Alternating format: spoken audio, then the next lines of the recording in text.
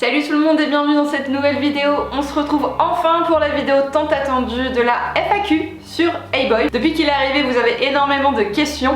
J'ai essayé de vous les rassembler pour faire vraiment des gros thèmes, puisque de toute façon c'était sans cesse les mêmes questions qui revenaient. J'espère que vous êtes prêts à en apprendre un petit peu plus sur lui. C'est parti!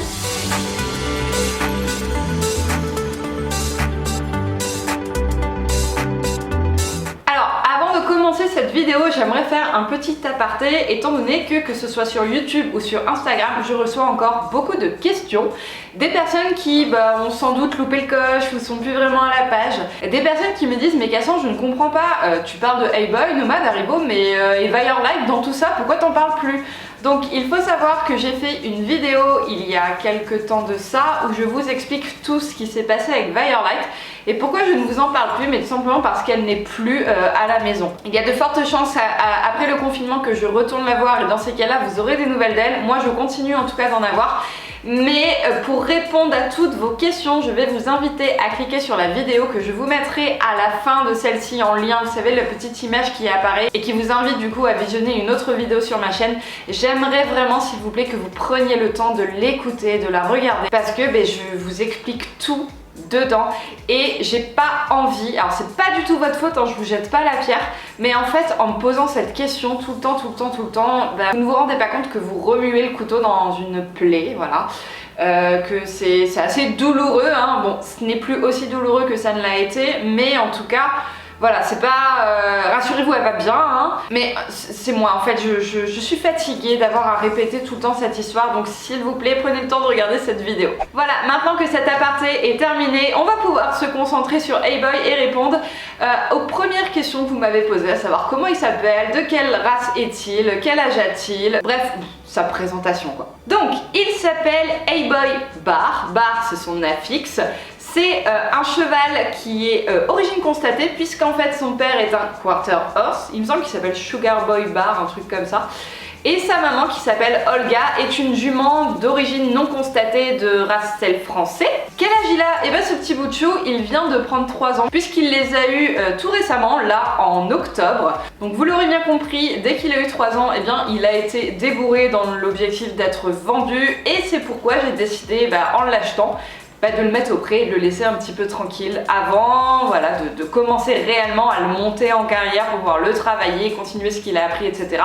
Pour l'instant, voilà, je préfère le laisser sur ses acquis, lui foutre la paix tranquillement. Alors attention, c'est vrai, on va travailler à pied quand même avec un école éthologique, on apprend à se connaître à pied. Moi je continue de travailler son éducation aussi à pied, à l'aire de pansage, etc. On se fait des balades à pied, on en a fait également monter, mais pour l'instant on part toujours accompagné, histoire de s'acclimater avec son nouvel environnement, mais également de l'aider à trouver sa place au sein du troupeau, puisque c'est le dernier arrivé, c'est le dominier du troupeau, et pour l'instant, en tout cas à l'heure où je tourne la vidéo, il est quand même plutôt apeuré avec certains de ses congénères, voilà.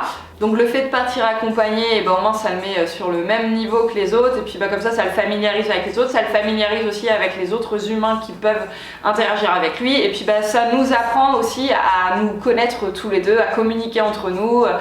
Et voilà. Au niveau de la taille, Hey-Boy, je l'ai mesuré il y a peu de jours encore.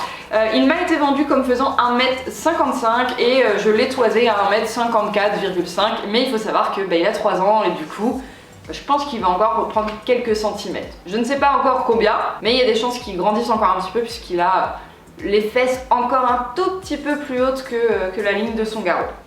Ensuite, pourquoi est-ce que je l'ai choisi lui et pas un autre? Alors ça, je vous invite à regarder la vidéo que j'ai fait de ma story time où je vous explique comment est-ce que j'ai acheté Hey-Boy.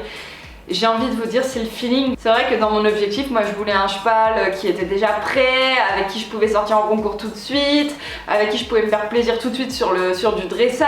Un cheval un petit peu plus grand qu'Hey-Boy aussi, il me semble. Enfin, j'avais des critères bien précis. Par contre, au niveau des critères de la robe, Hey-Boy c'est mon idéal. Voilà, c'est une beauté ce cheval. Enfin, de mon point de vue, c'est le plus magnifique. Voilà, je le trouve trop beau. Mais par contre, effectivement, il est pas prêt, il est tout juste débourré. En plus, je le remets au pré, je veux pas le travailler tout de suite. Donc en fait, il a fallu que je revoie un petit peu tous mes objectifs. Mais il y a eu ce feeling. Celui qui fait que quand j'y suis allée, je me suis dit, Cassandre, c'est lui.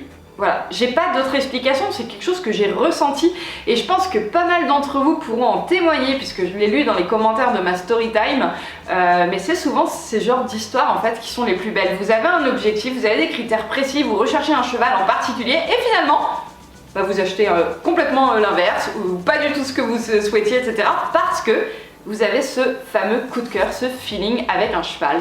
Et ça s'explique pas, c'est comme ça. Mais encore une fois, je le dis, rien n'arrive par hasard. Quels sont les objectifs que j'ai avec lui? Donc pour l'instant, apprendre à le connaître. Mais c'est vrai que si j'essaie de m'imaginer dans le futur, j'aimerais vraiment pouvoir faire plusieurs disciplines avec lui. J'ai envie de faire du dressage, j'ai envie de sautiller un petit peu, j'ai envie de faire du loisir, j'ai envie de faire de l'équifile, j'ai envie de refaire du trek.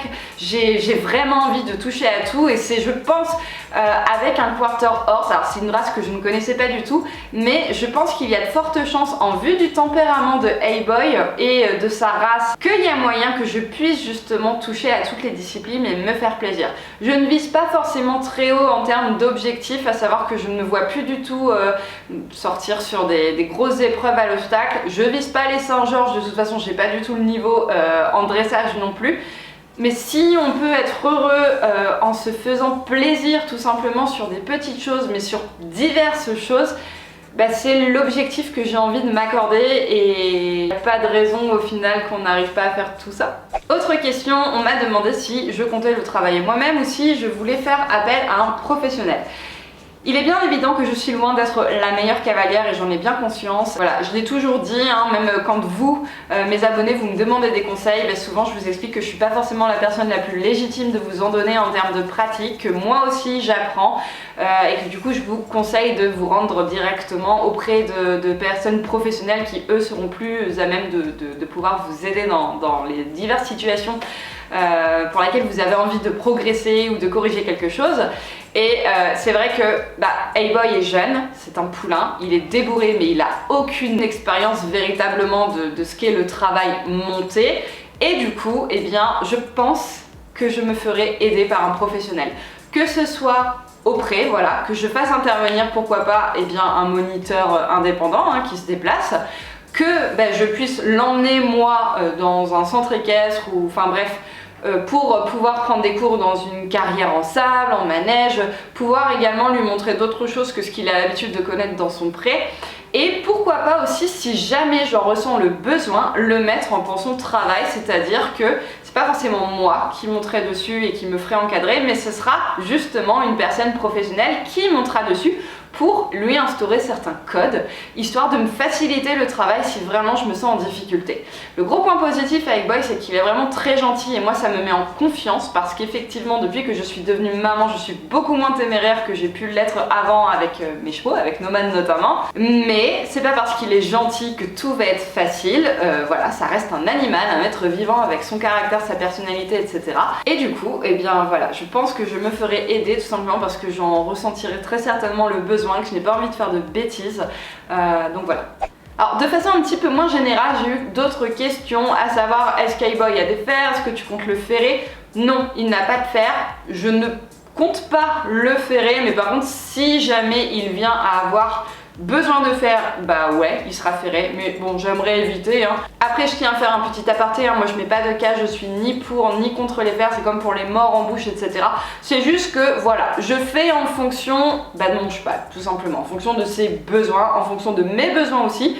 Je pense notamment aux morts. Par exemple, Nomad, si je pars en balade en cordelette ou en licol, je peux vous assurer qu'au galop, c'est dangereux, je me fais trimballer la gueule. J'ai pas le niveau pour le monter et mon cheval n'est pas prêt, donc c'est juste une question de sécurité. On m'a demandé également s'il venait d'un élevage. Effectivement, A-Boy vient d'un élevage, je vous mettrai d'ailleurs si vous voulez la page Facebook de cet élevage en barre d'informations, mais il faut savoir que vous ne pourrez plus trouver le croisement un propre frère, une propre sœur, ou du moins petit frère, petite sœur de A-Boy, simplement parce que c'est le dernier poulain de sa maman qui a bien mérité sa retraite d'après sa propriétaire, enfin son éleveuse, j'allais dire sa propriétaire, d'après la personne qui l'a fait naître et qui l'a élevé jusqu'à ses 2 ans et 10 mois, voilà, parce qu'il a été vendu 2 mois avant que je l'achète, je crois, voilà.